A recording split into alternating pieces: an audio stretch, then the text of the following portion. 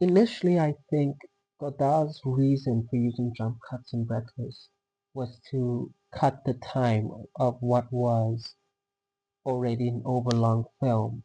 And the issue was that the way that Godard had shot Breathless is that he had shot Breathless without any coverage. That it's like he shot it with one camera from one angle, and he used, I think, a lot of long takes in the filming of the picture. And then what had happened was it was too long, so he had to cut it back to about less than 2 hours.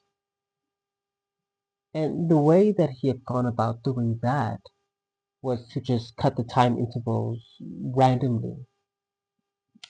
To just cut in between lapses in time or completely randomly with a kind of like arbitrariness. And though it had practical reasons, I think the effect of that on the film is that it gives it a kind of jazzy, freewheeling, almost anarchic feel that makes the film a kind of youthful film.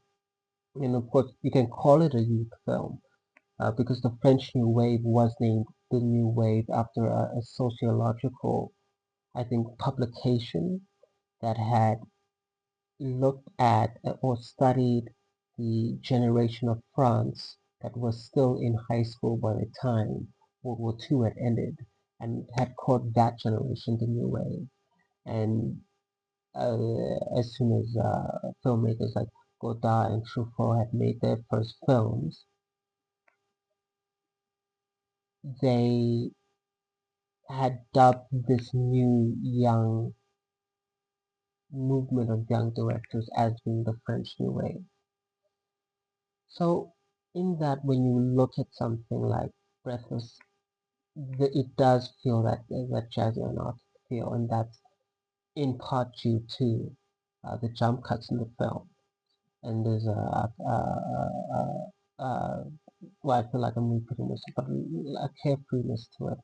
And then another thing that I think it was Andrew Serres who had noted about Breathless. If you want to take this interpretation, that Godard's use of jump cuts was to remove or to expose the meaninglessness between the time within the time intervals between moral decisions, and that had given it a kind of an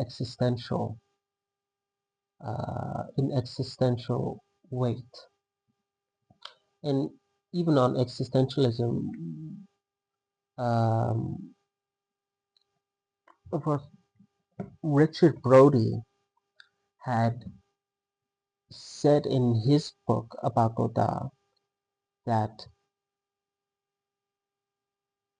Godard's Breathless was the first existential film, which I'm not sure if that's something I would co-sign, but I think I would definitely classify it as an existential film. I'm just not sure if it's the first existential film.